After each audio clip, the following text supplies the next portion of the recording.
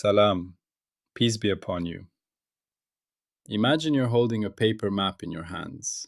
Not a phone, a real old map. You unfold it on a table. At first, it behaves. You can trace a road with your finger, measure a distance, decide which way is north, and everything makes sense. The map is a smooth story. Then you reach a crease. Right along the fold, two towns that are far apart on the paper suddenly touch. Your finger can jump from one to the other without traveling the distance that the map promised. If you try to measure a straight line across the crease, the ruler lies. Not because the world changed, but because the map changed its grammar right there. That fold is the feeling I want you to hold as we enter this part. In the last parts, we learned something severe. We are not allowed to start physics with objects, forces, space-time, or laws. We are building a language first. And in this language, we began with a single primitive, phi, a cyclic order value attached to each event in a minimal event support, x. When phi is readable as change, we locally lift it into a real number story we can do calculus on, phi tilde. And from that, we take the first public word of change, a equals d phi tilde. And we kept repeating the triunity. Every time we speak about A, there are three inseparable echoes: cadence, texture, and transport. Time-like, space-like, motion-like readouts. Not three separate things. One thing read three ways. We also learned to excise defects, because sometimes the smooth story tears. You cannot lift phi smoothly. You cannot extend jets. And then topology appears. Winding, holonomy, integer charges, linking, conservation, and bookkeeping. That was not physics as people usually imagine it. That was grammar. The rules of speaking without cheating. Now comes a quieter danger. It is so quiet that many theories have died from it without noticing. Even inside a clean domain, inside D, where lifting is legal and jets are legal, there can be places where certain derived readouts collapse. Not because the story tears, but because the story becomes locally flat, or directionless, or ambiguous. The calculus is still there, but some of the expressions we are tempted to use become meaningless, the way steepest direction becomes meaningless on a perfectly flat plateau. This part is about those places. We will call them degeneracies, or critical type points and sets. And the key message is simple. Degeneracy is not a failure of reality. Degeneracy is a validity type inside the language. It is a sign that a certain operator, a certain way of speaking, has left its lawful domain. If you remember only one image, let it be this: a map that folds. Not torn, folded. And the fold forces you to change how you read. Let me make this concrete in everyday life first, because if we can feel it there, we won't get lost when the words become more formal. Picture yourself hiking. You're on a hillside and you can feel gravity pulling you. You can tell which way is downhill. If someone asks, "What is the direction of steepest descent?" you can answer. You can choose the steepest path or the gentlest path. The language of slope makes sense. Then you reach a broad, flat plateau. Your feet feel it immediately. Now the question, which way is downhill, becomes strange. Not because you became ignorant, but because the landscape does not provide an answer. The direction of steepest descent is not a thing here. It is not wrong, it is not hidden, it is undefined. That is a critical type regime. The rules of the hillside do not apply on the plateau. If you insist on using them anyway, you will start dividing by something that is zero. You will produce nonsense and call it a singularity, even though the plateau is the most peaceful place in the entire landscape. That is degeneracy, a place where a certain derivative-based claim loses meaning, and so the language must either exclude that place from that claim or switch to a different invariant safe expression. Now translate that back into our phi language. A equals d phi tilde is our first change word. It is the thing from which cadence, texture, and transport are read out.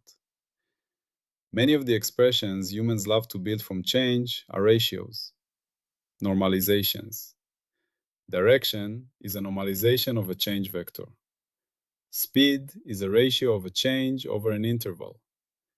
Unit tangent is a direction extracted by dividing by a magnitude. Curvature often involves dividing by a magnitude too, or comparing second change to first change. Those moves are not evil, they are powerful, but they are lawful only when the denominators are not collapsed, only when the relevant readouts do not vanish or become ambiguous. So inside D, we must install a new discipline: validity typing for expressions and explicit guards for degenerate sets. Here is the simplest formal statement we need, spoken in audio form. Even when phi can be lifted locally, and even when A exists locally, there can be points or regions where A becomes small in the sense that matters, or where its rank drops, meaning it fails to provide independent directions of change. There can also be places where second-order change becomes ambiguous, like a perfectly balanced saddle, where curvature is flat in one direction and curved in another, and our usual second derivative distinctions stop being stable. In such places, any expression that assumes non-zero change or full rank change is not a sentence unless it declares that it excludes those places, or it declares a substitute expression that remains invariant and meaningful there. I want to slow down on the word rank, because it sounds like a technical thing, but it is actually a very human idea. Rank is just the number of independent directions you truly have. If you are in a wide open plaza, you can walk in many directions. If you are in a narrow hallway, you can mostly walk forward or backward. If you are on a tightrope, you basically have one direction. That is a rank drop. The world did not tear, the world became constrained. In our language, A is like a local report of change. If A provides fewer independent directions than expected, then the local change structure is constrained. This is not an anomaly, it is a type. Here, the available independent change directions are fewer. Now, because we are PS0 clean, we must not pretend we already have geometry or metrics or coordinates that mean something on their own. So when I say directions, I'm speaking carefully. I mean independent degrees of variation encoded in the jet structure of phi tilde, not arrows in a pre-existing space. It is about what the local derivative language can distinguish, not about a physical compass that we have not earned yet. This is also why degeneracy is never only temporal or only spatial. The triunity forbids that kind of separation. When cadence collapses, texture and transport are constrained with it because they are readouts of the same A. When texture collapses, cadence and transport are constrained with it. When rank drops, all three echoes are in a different grammatical regime. Let me give you a musical analogy because music is one of the best places to feel triunity without needing physics. Imagine a melody moving through time. Usually it has motion. The notes change, the rhythm changes, the emotional direction changes. Now imagine a sustained note held perfectly steady. For that moment, the rate of change of pitch is zero. The tempo may continue, but the melodic motion pauses. If you insist on describing where the melody is heading, using the same language you use during the run of notes, you will be forced into nonsense. You will start interpreting stillness as infinite slowness or undefined direction. But the stillness is not a failure. It is a different regime, a pause, a punctuation mark. In the same way, degeneracies in our language are punctuation marks inside D. A pause in a story is not an error. but it demands different reading. Now let's install the 4 gates for this part, not as a checklist, but as living hygiene inside the story. First, the well-formedness gate. A sentence is well-formed only if it is type correct and domain declared. Here, that means if you use an expression that divides by something derived from A or normalizes something derived from A, then you must explicitly exclude the locus where that thing vanishes or becomes ambiguous. In human terms, you cannot say take the steepest descent unless you also say on the hillside, not on the plateau. You cannot say pick the direction of motion unless you also say when motion is non-zero. So in our language, any sentence that contains divide by the magnitude of A, or choose a unit direction from A, or invert a derivative object, is not a sentence unless it carries a guard that excludes the degenerate set where that object is not invertible or not safely non-zero. This might sound picky, but it is the difference between a language that stays honest and a language that produces infinities for entertainment. Second, the invariance gate. Degeneracy typing must be invariant under admissible redescriptions. In plain words, we must be able to detect degeneracy without relying on a special coordinate system, a special lift choice, or a special way of drawing the picture. If you change your local chart, if you shift your lift by full turns, if you reparameterize your path, a true degeneracy type must remain the same. That is why rank is such a good degeneracy marker. Rank is a chart invariant concept. If the number of independent directions of change drops, that drop is not a coordinate illusion. It is structural. So, if someone claims a degeneracy that disappears when you merely rename coordinates or shift the lift by an allowed amount, then it was not a degeneracy in the language. It was a bookkeeping error. Third, the domain gate. Degenerate sets define subdomains. So, every sentence must state where it lives. On D excluding the degenerate set, or on the degenerate set itself, or on a mixed domain with explicit guards. This is the same discipline we used for defects, but now it happens even without tiers. It is a refinement of validity inside the clean domain. Think of weather again. Most of the time, wind direction follows pressure change is a helpful phrase. But inside the eye of a storm, or in a perfectly calm high-pressure region, wind direction becomes variable, and the usual mapping from pressure change to wind breaks down. You don't fix the atmosphere by inventing new air. You fix your sentence by typing the calm region as a different region. Our language must do the same.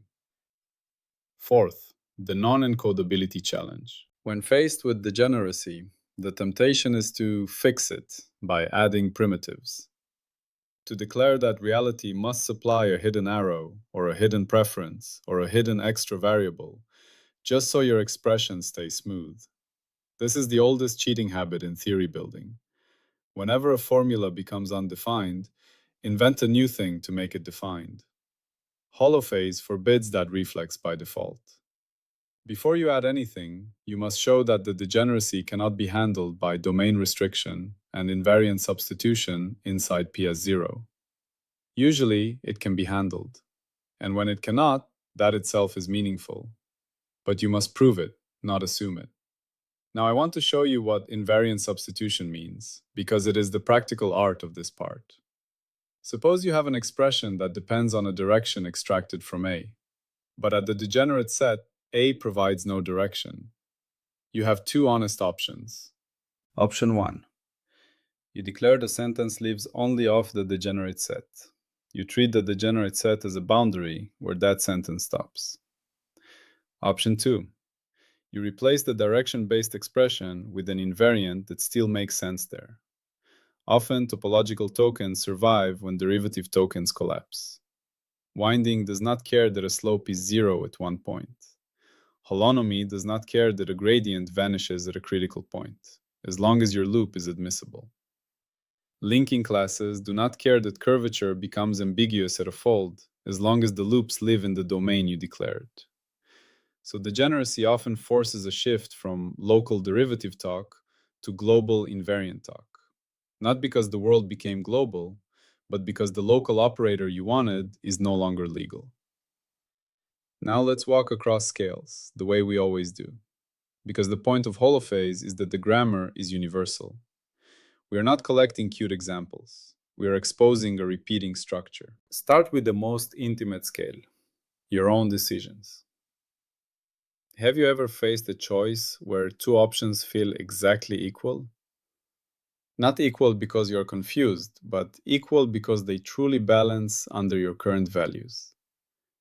Two identical shirts, two job offers with symmetric pros and cons, two paths with the same cost. You try to compute which is better, and you get a value difference of 0. Then you try to compute how much better, and you divide by a comparison scale that is also effectively 0, because the only differences are below your resolution. You start to feel stuck, as if the world has hidden information from you. But what is really happening is grammatical. You are at an indifference point, a critical type regime. The follow the gradient of preference strategy is not lawful there, because the preference gradient is flat within your current resolution window. So the correct move is not to invent a mystical inner compass and call it physics. The correct move is to switch grammar, introduce a tiebreaker rule, or change the domain by gathering new information, or accept a random choice. That is a lawful guard. When preference difference is effectively 0 within our declared window, the gradient method is undefined. Switch to a tiebreaker. That is part 26 in human life. Now step outward into relationships. There are moments in conversation where the flow pauses. Not because anyone is angry, not because the connection broke, but because the exchange has reached a still point. Everything that needed to be said has landed, and for a moment there is no directional pressure. If you insist on pushing the conversation forward using the same operator, what should we say next to maximize progress? You can manufacture discomfort. You can turn stillness into awkwardness. But if you type that moment as a different regime, we are at a critical point in the conversational gradient. The next move is not determined by the previous operator. Then the pause becomes meaningful. It becomes punctuation, breathing, presence. Again, not a failure, a grammar shift. Now step outward into history and behavior. Consider moments after a regime collapses. The old order is gone. The old rules no longer apply. People often describe such moments as chaos, as if history stopped obeying laws. But a holophase ear hears something else: a degeneracy, a rank drop in the governance grammar. The old operators enforce policy, collect taxes, apply law become undefined because the legitimacy structure they presuppose has collapsed. The society is in a critical type regime.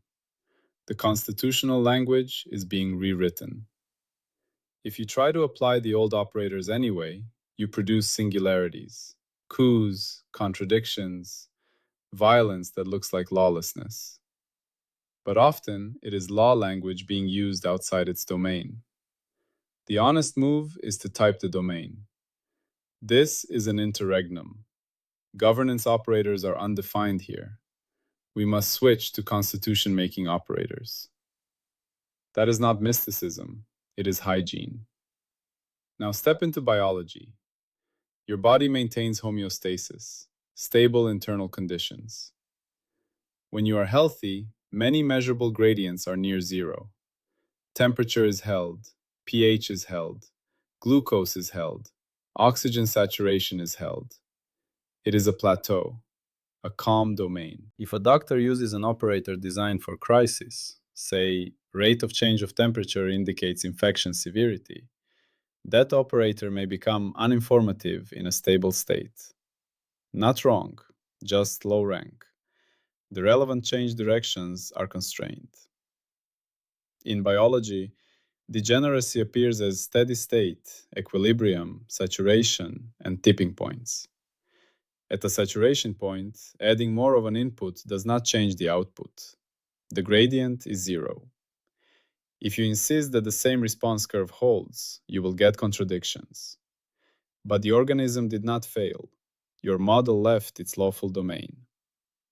Even at the molecular level, you see critical type behavior. Enzymes saturate, channels open and close at thresholds, regulatory circuits have switch-like regimes.